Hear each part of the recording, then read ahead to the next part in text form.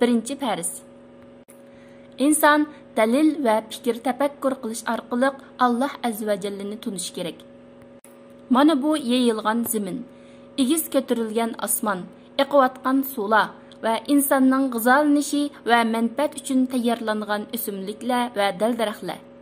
Yer ostidagi kon boyliqlari hammasi insonning manfaat uchun yaratilgandir.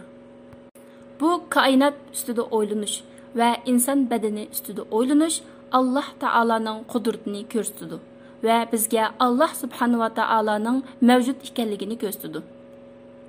Allah Subhanahu wa Taala'nın o'xshashi yo'qdir.